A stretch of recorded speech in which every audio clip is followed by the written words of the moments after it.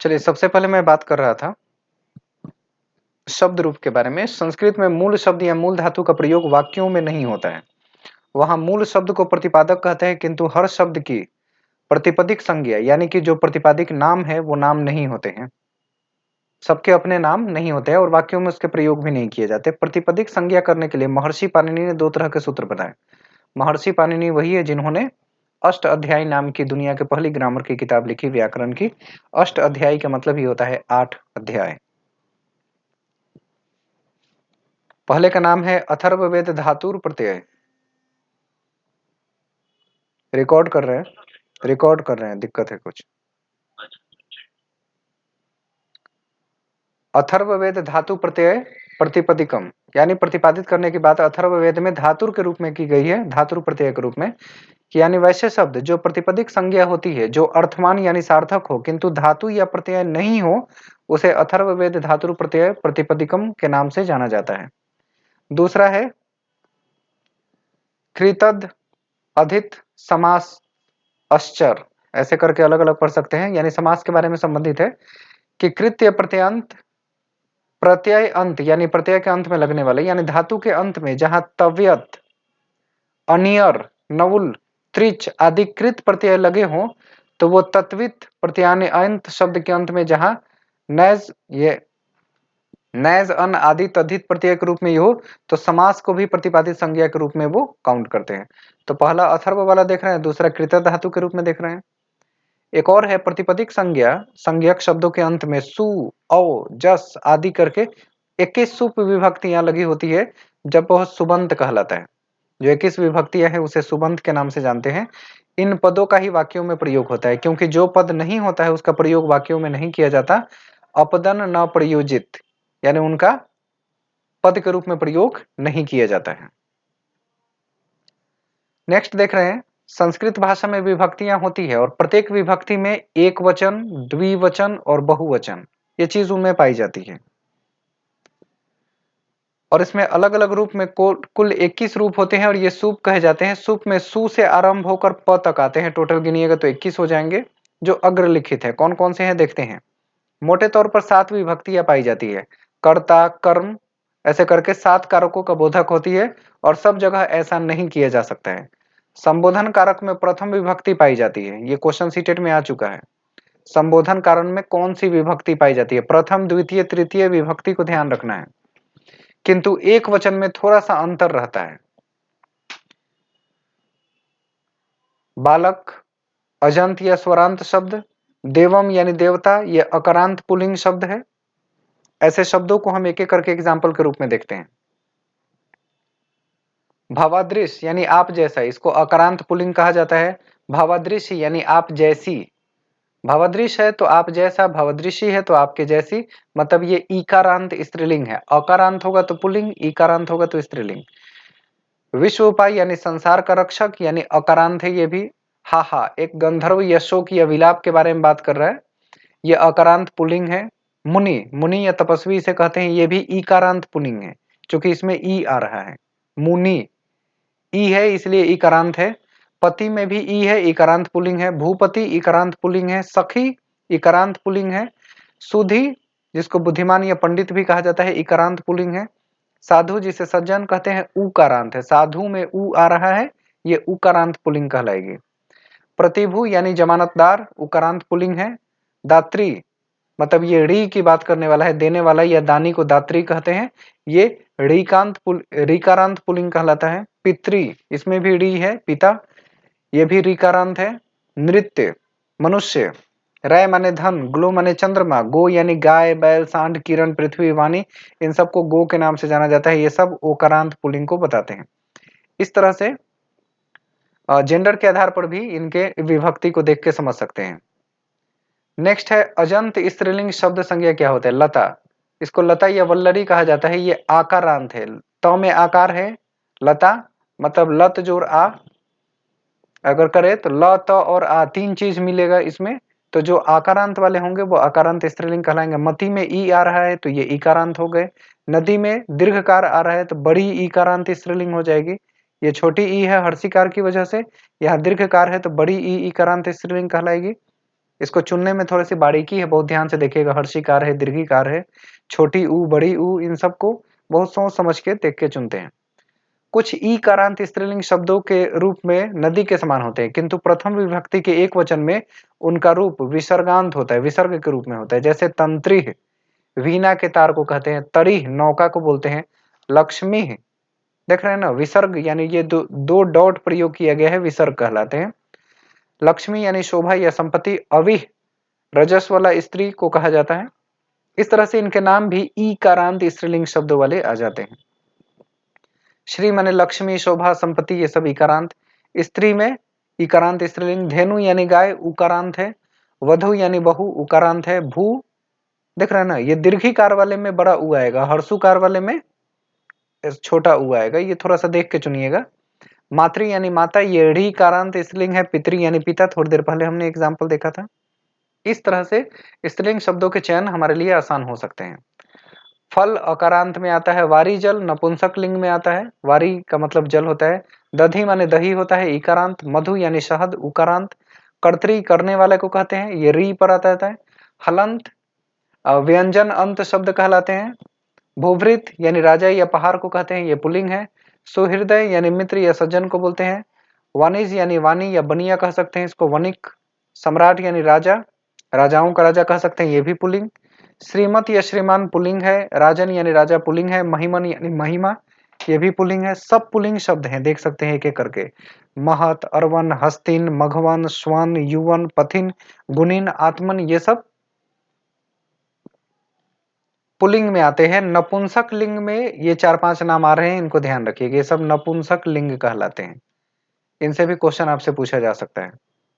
फल एक नपुंसक लिंग है, यानी न मेल है न फीमेल है। अब देख रहे हैं, थोड़ा सा उच्चारण अलग करें तो भू क्षत्री यानी भवत, होता हुआ हो या हो रहा हो, तो ये पुल्लिंग वाले में आ जाता है।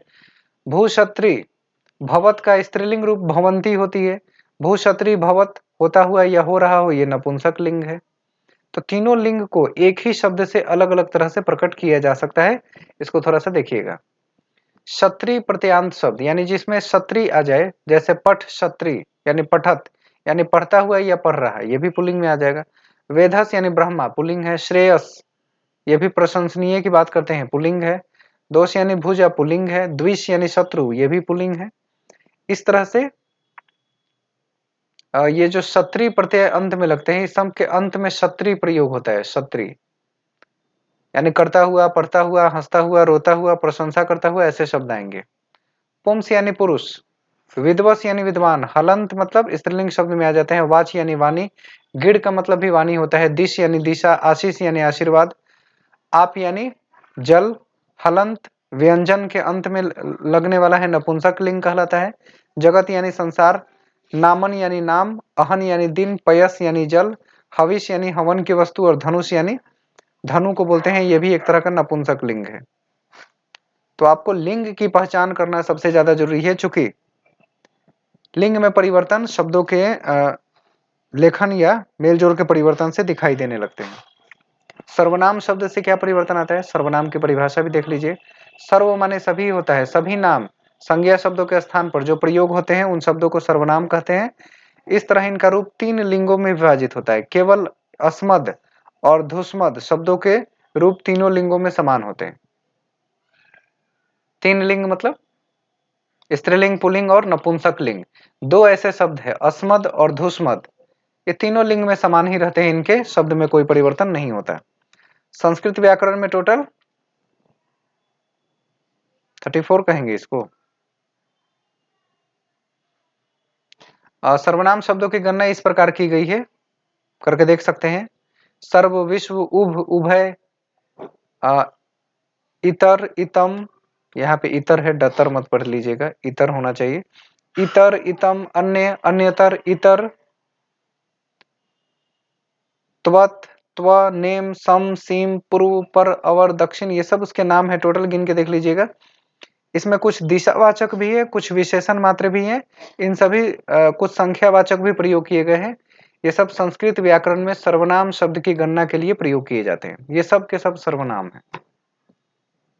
युष्मद और अस्मद अभी थोड़ी देर पहले चर्चा हुई थी।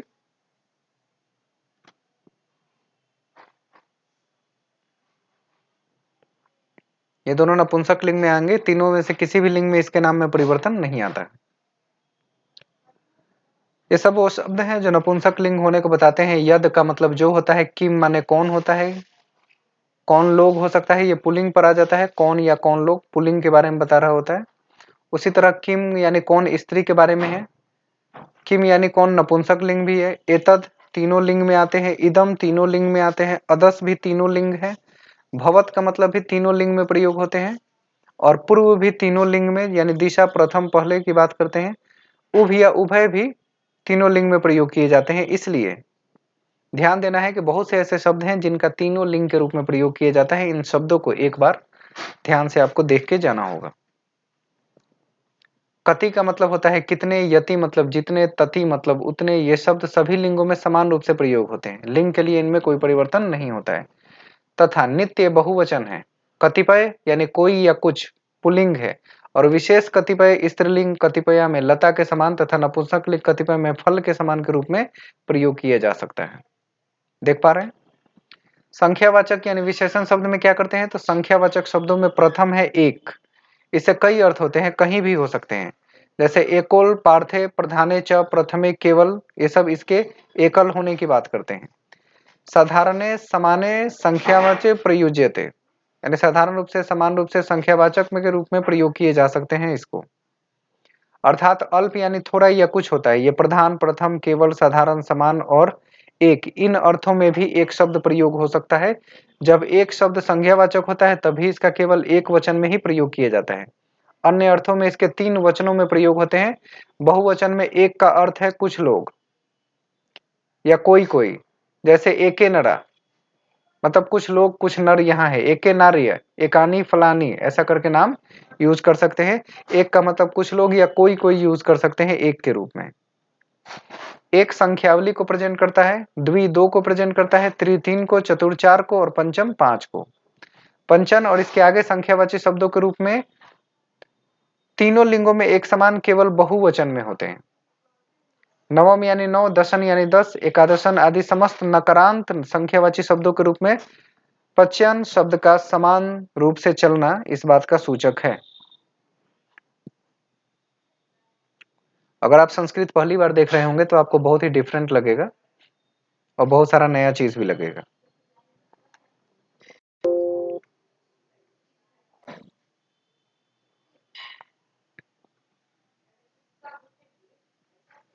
सर्वनाम से विशेषण का क्या मतलब है? संबंधवाचक सर्वनाम यानी मेरा, हमारा, तेरा, तुम्हारा, इसका, उसका आदि के संस्कृत के रूप में मम, अकस्माकम, तवम, युष्माकम, अस्य, तस्य आदि पदों के मूल शब्द में कुछ प्रत्यय जोड़कर इनसे विशेषण बनाकर इन्हें अन्य विशेषणों के अनुसार प्रयोग किया जाता है। ये विशेषण छ, अण तथा खज प्रत्ययों को जोड़कर बनाए जा सकते हैं। जैसे युष्मद, अस्मद शब्दों के विकल्प से खज, छ और अन प्रत्यय यूज किए जाते हैं। खज तथा अन प्रत्ययों से परे युष्मद और अस्मद शब्दों के स्थान को क्रमशः युष्माक और अस्माक आदेश हो जाते हैं। किंतु यदि युष्मत एवं अस्मद शब्द एक वचन परक हो तो खज और अन प्रत्ययों के परे क्रमशः तवक और ममक आदेश हो जाते हैं। और खज के स्थान पर इन्ना और छ के स्थान पर ईय शब्द का प्रयोग होता है। यही सब तो पूछा जाता है सीटेट में, किसके स्थान पर कौन सा शब्द प्रयोग करके उसे प्रत्यय के रूप में यूज कर सकते हैं।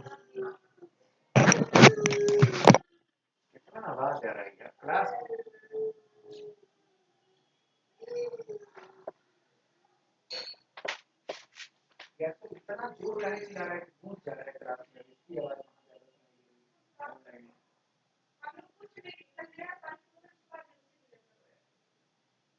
इतना जोर चिल्ला रहा है कि डर जाते हैं, कोई हमें नहीं चिल्ला।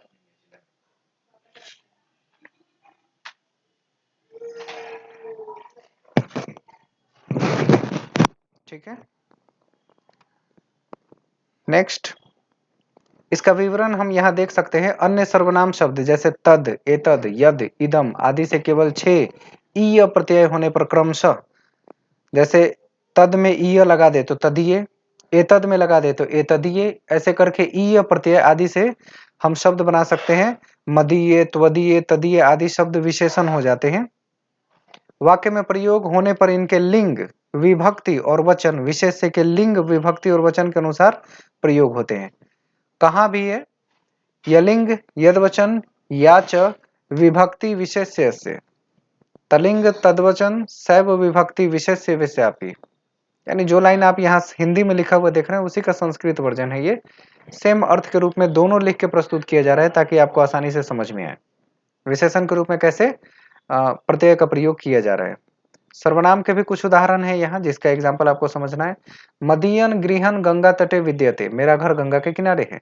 मेरा घर साफ है, संस्कृत में कैसे लिखेंगे? मदीयन गृहन स्वच्छ विद्यते। मेरा भाई स्वस्थ है। मदीय भ्राता स्वस्थ वर्तते, मेरी माता बूढ़ी है। मदीय जननी वृद्धा अस्ति, मेरा जन्म आज सफल हो गया। मामक जीवनम अध्ययन सफलम जातम, मामक लेखन लघु अस्ति, मेरा लेख छोटा है। ऐसे करके इतने सारे एग्जाम्पल दिए गए हैं ताकि आपको सर्वनाम के कुछ उदाहरण आसानी से समझ में आ जाए और आप इसका कन्वर्जन कर सके। बस ये ट्रांसलेट करने आपको आ गया ना, तो आप आसानी से संस्कृत के प्रश्नों को भी बना सकते हैं। मामकिनन तेजो न मंदतन जातम, मेरा तेज मंद नहीं हुआ है। मामकिन दृष्टि तीक्ष्णता वर्तते, मेरी नज़र काफ़ी तेज है। इस तरह से आप संस्कृत को अगर ट्रांसलेट करने में सफल हैं तो आप उम्मीद रखिए कि संस्कृत में भी अच्छे नंबर ला सकते हैं। इसी तरह से ये सब एग्जाम्पल यूज किया गया है इसमें। अस्मदीय वृक्ष फलित, हम लोगों का पेड़ फला हुआ है। अस्मदीय हो गया, वो तदीय वाला था, ये अस्मदीय वाला है। अस्माकम वस्त्र नास्ति रक्तम, हम लोगों का कपड़ा लाल नहीं है। रक्तम मतलब लाल होता है, रक्त के समान। यौष्माक परिश्रम न व्यर्थ थे, आप लोगों का परिश्रम व्यर्थ नहीं जाएगा। यौष्माक मतलब आप लोग, परिश्रम न व्यर्थ। यौष्माकीन, आपका ज्ञान गंभीर नहीं है, मतलब आपका यौष्माक के रूप में आप और आप लोग का प्रयोग किया जा रहा है। तदीय पुस्तकम महाधम, उसकी पुस्तक महंगी है। ऐसा जैसा आदि शब्दों द्वारा बोधित किया जाता है वो तदीयन होता है। अस्मद आदि शब्दों में क्रमशः अस्मदृश्य एवं अस्मादृश्य आदि शब्द बनते हैं जो विशेषण होते हैं और इसकी विभक्ति लिंग और वचन विशेष्य के अनुसार ही डिसाइड होते हैं। तो थोड़ा सा ट्रांसलेशन आप लोग संस्कृत में सीखने का प्रयास करें, संस्कृत की किताबों को देखें। रुचिरा करके नाम है, क्लास 6, 7, 8 में संस्कृत की जो एनसीईआरटी की किताब आती है आप उसे पढ़ सकते हैं। रुचिरा ऐसा नाम है। नेक्स्ट इसमें पार्ट 2 भी देख लेते हैं। संस्कृत के कुछ सामान्य शब्द हैं जिसे आपको जानना चाहिए, क्योंकि अर्थ नहीं जानेंगे तो आप ट्रांसलेट नहीं कर पाएंगे, उत्तर का चुनाव नहीं होगा। ए तदीय का अर्थ होता है इसका, तदीय माने उसका, यदीय मतलब जिसका, परकीय यानी अन्य दिए यानी दूसरे का, आत्मीय मतलब अपना, महत यानी महान, यावत यानी जितना, तावत माने उतना, कियत मतलब कितना, एतावत माने इतना, तत्र मतलब वहां, यत्र अत्र मतलब यहाँ, कुत्र माने कहाँ, यत्र माने जहाँ, कुत्रापि मतलब कहीं भी, अन्यत्र यानी दूसरे स्थान पर। यह क्वेश्चन पूछा जा चुका है सीटेट में। अन्यत्र, अन्यत्र का मतलब दूसरे स्थान पर होता है। सर्वत्र मतलब जो सभी स्थान पर हो। उभयत्र मतलब जो दो स्थान पर हो। अत्रैव यानी यही है। तत्रैव यानी वहीं पर। यत्र कुत्रापि जहां कहीं भी। इत मतलब यहाँ से, तत् मतलब वहां से, कुतः मतलब कहाँ से, कुतश्चित यानी कहीं से, यतः मतलब जहां से। इस तरह के शब्द, इसके अर्थ को आपको जानना होगा। इत अस्ततः इधर उधर होता है इसका अर्थ। सर्वतः मतलब सब ओर। उभयतः यानी दोनों ओर। ऊपरी यानी ऊपर। अधः माने नीचे। अग्रे मतलब आगे। पश्चात यानी पीछे। बहि माने बाहर। अंतः माने भीतर। ऊपरी अधः मतलब ऊपर नीचे। इदानीम का मतलब इस समय या अब। तदा का मतलब उस समय। कदा माने कब। यदा माने जब। सदा माने सर्वदा हमेशा। एकदा मतलब एक समय। कदाचित यानी कभी। क्व माने कब। क्वापि यानी कभी कभी। सद्य मतलब तत्काल या बहुत जल्दी। पुनः माने फिर। अद्य माने आज। अद्य आज ही। अद्यापि आज भी। स्वः मतलब आने वाला कल। हयः मतलब बीता हुआ कल। परश्वः मतलब आने वाला परसों। परह्यः मतलब बीता हुआ परसों। और प्रपरश्वः मतलब आने वाला परसों। आने वाला तरसों परसों होता है ना, वही सब शब्द यूज किया गया है। प्रप्रह मतलब बीता हुआ परसों। शीघ्रम यानी जल्दी। शनय शनय मतलब धीरे धीरे। पुनः पुनः यानी बार बार। युगपत मतलब एक समय में। सकृत मतलब एक बार। असकृत अनेक बार। अनंतरम मतलब इसके बाद। कियत कालम कब तक। एतावत कालम यानी अब तक। तावत कालम यानी तब तक। यावत कालम यानी जब तक। अद्यादि यानी आज तक। कथम माने कैसे। इथम मतलब इस प्रकार। इस तरह से नाम आपको शब्दों को जानना होगा। तथा का मतलब होता है वैसे। सर्वथा मतलब सब तरह से। अन्यथा मतलब नहीं तो। कथयश्चित मतलब कथमपि मतलब किसी भी प्रकार से हो। यथा यथा मतलब जैसे जैसे। तथा तथा यानी वैसे वैसे। यथा कश्चित मतलब जिस किसी भी प्रकार से हो। तथैव माने उसी प्रकार। बहुधा माने अक्सर। स्वयं यानी खुद। वस्तुतः यानी असल में। कदाचित संभवतः या शायद। सम्यक का मतलब अच्छी तरह। इस तरह से शब्दों के अर्थ को आपको समझना जानना होगा। सहसा या अकस्मात को अचानक कहते हैं। वृथा व्यर्थ होता है। समक्षम सामने होता है। मंदम धीरे। च माने और। अपि माने भी। वा माने अथवा या किम माने क्या होता है। प्रत्युत माने बल्कि होता है। यथा माने चूंकि होता है। यदि माने अगर होता है ना। तथापि मतलब तो भी होता है। उत्थानम उठना होता है। उपवेशनम बैठना। शयनम सोना। जागरणम जागना। भाषणम बोलना। गर्जनम गरजना। दानम मतलब देना। कितने सारे शब्द हैं। अवरोहनम यानी उतरना। हसनम हंसना। रोदनम रोना। उद्घाटनम यानी खोलना। चयनम यानी चुनना। पिधानम ढकना। भर्जनम भूनना। पोषणम पीसना। घर्षणम घीसना। लेपनम प्रोचनम लेहनम, ये सब इसके नाम है। ये सब शब्दों को आपको याद रखना होगा। इसलिए जो बेसिक चीज है मैं पहले ही बता देता हूं। अब तीसरे टर्म में आप देख रहे हैं माहेश्वर सूत्र के बारे में। माहेश्वर सूत्र यानी संस्कृत शिव सूत्रानी या महेश्वर सूत्रानी को संस्कृत व्याकरण का आधार माना जाता है। यानी महेश्वर सूत्र ही संस्कृत के व्याकरण का आधार है। पाणिनि का अष्टाध्यायी संस्कृत का आधार व्याकरण ग्रंथ ही है। अष्टाध्यायी नाम है उसका। अष्टाध्यायी में 32 पाद हैं जो 8 अध्यायों में समान रूप से विभक्त हैं। व्याकरण ने इस महनीय ग्रंथ में पाणिनि ने विभक्ति प्रधान संस्कृत भाषा के विशाल कलेवर का समग्र और संपूर्ण विवेचन करके लगभग 4000 सूत्रों में प्रतिपादित किया है। 8 अध्यायों में संख्या की दृष्टि से असमान है, उसको विभाजित किया गया है। माहेश्वर सूत्रों की उत्पत्ति भगवान नटराज यानी शिव के द्वारा किए गए तांडव नृत्य से मानी जाती है। माहेश्वर सूत्र नृत्यावसाने नटराज राजो ननाद ढकना नव पंचवारम उद्धत्तु कामो सनका दिसिद्ध धाने तद विमर्शे शिव सूत्र जालम। यानी कि माहेश्वर सूत्र की उत्पत्ति भगवान नटराज शिव के द्वारा किए गए तांडव नृत्य से मानी जाती है। उसी से जो सूत्र जाल धीरे धीरे उत्पन्न हुआ उस पर चर्चा की गई। नृत्य का मतलब तांडव और उसके अवसान यानी समाप्ति पर नटराज शिव ने सनकादि ऋषियों की सिद्धि और कामना का उद्धार यानी पूर्ति के लिए 9 पज यानी 14 बार डमरू बजाए थे। नवपद ये गिनती है, 14 होता है, 14 बार डमरू बजाए। इस प्रकार 14 शिव सूत्रों का ये जाल वर्णमाला प्रकट हुई। डमरू के 14 बार बजने से 14 सूत्रों के रूप में ध्वनियां निकली। इन्हीं ध्वनियों से व्याकरण का प्रकट्य हुआ। इसलिए व्याकरण सूत्रों के आदि प्रवर्तक भगवान नटराज यानी शिव को ही माना जाता है। इसीलिए कहा जाता है शिव आज भी गुरु है। माहेश्वर सूत्रों की कुल संख्या 14 है जो निम्नलिखित है। अ ई उ और न। ऋ लृ क ए ओ ड़ ऐ औ च। 3 3 6 3 9 और 9 4 13। एक और कोई मिस हो गया है। टोटल 14 होना चाहिए। आगे देखते हैं। मतलब 14 प्रकार में जो नाम आ रहे हैं वो सब हम उसी को गिनती कर रहे थे। ये 4 ही प्रकार हुए ना, इधर 4। पांचवा इधर है। ह य व र ट ल और न, इस तरह करके 14 में है। जितने भी शब्द आ रहे हैं सब उनके डमरू से निकले हुए वर्णों का स्वरूप है जो 14 प्रकार के हैं। 14 बार उन्होंने डमरू डमरू बजाया तो डमरू से जो साउंड क्रिएट हुआ उसे वर्ण के रूप में प्रकट किया गया।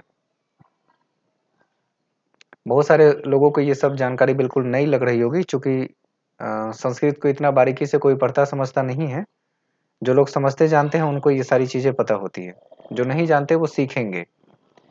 इन 14 सूत्रों में संस्कृत भाषा के समस्त वर्णों का समावेश किया गया है। प्रथम 4 सूत्र जिसके अ ई उ और न, ऐ औ और च में विभक्त वर्ण की बात की गई है। स्वर वर्ण और शेष 10 सूत्र व्यंजन वर्णों की गणना की गई है। संक्षेप में उसको देख सकते हैं। स्वर वर्णों में अच एवं व्यंजन वर्णों में हल का प्रयोग किया जाता है। ये पूछा जा चुका है। स्वर वर्णों में अच दिखाई देगा और व्यंजन वर्णों में हल। अच एवं हल भी प्रत्याहार के रूप में प्रयोग किए जाते हैं। और प्रत्याहार का अर्थ होता है संक्षिप्त कथन। किसी भी वाक्य या शब्द का संक्षिप्त कथन प्रत्याहार कहलाता है। आदिरंत्येन सहेता यानी आदि। आदि वर्ण अंतिम इत वर्ण सह के साथ मिलकर प्रत्याहार बनाता है। जो आदि वर्ण एवं इत संयोजक इत्सर्गक अंतिम वर्ण के रूप में पूर्व आए हुए वर्णों का समष्टि रूप में यानी संपूर्ण रूप से इसका बोध कराता है। जैसे अच में क्या आएंगे, प्रथम माहेश्वर सूत्र अयून के आदि वर्ण में अ को चतुर्थ सूत्र अओज के अंतिम वर्ण च के योग से कराने पर अच प्रत्याहार बनता है और यही अच प्रत्याहार अपने आदि अक्षर से अ से लेकर इत्संज्ञक च के पूर्व आने वाले अ पर्यंत सभी अक्षरों का बोध करा देता है। जैसे अच में देखेंगे अ ई उ री ली ए ऐ ओ औ और तब च, तो अ से लेकर च तक में ये सारे लेटर्स आ जाते हैं। इसी तरह हल प्रत्याहार में सिद्धि के पांचवें सूत्र हयवरट के आदि अक्षर ह को अंतिम 14वें सूत्र हल के अंतिम अक्षर ल के साथ मिलाने पर हल बनता है। फलतः इसमें ये सभी आ जाते हैं 14 वर्ण ह य व र ल, ये य के रूप में देखा जाता है। ये क्या कहते हैं, नैस के रूप में भी इसको देखा जाता है। म ड न झ ये सब जो शब्द हैं एक एक लेटर हैं, इन सूत्रों से कुल 41 प्रत्याहार बनाए जा सकते हैं। 14वें सूत्र हल में अंतिम अक्षर ल के साथ मिलकर ये 41 प्रत्याहार धीरे धीरे बन सकते हैं। हालांकि ये बेसिक जानकारी है, सीटेट में ये सब गिनती नहीं आते एग्जैक्टली कौन क्या कितना होता है, लेकिन आपको देख लेना चाहिए। ठीक है, इस तरह से आज आपने जिन शब्दों को देखा, समझा और जाना, ये बिल्कुल बेसिक्स था। इस वीडियो को एक बार दो बार जरूर देखिए ताकि आपको बेसिक समझ में आ जाए। मिलते हैं फिर आपसे नेक्स्ट क्लास में। आज के लिए बस इतना ही। Bye bye.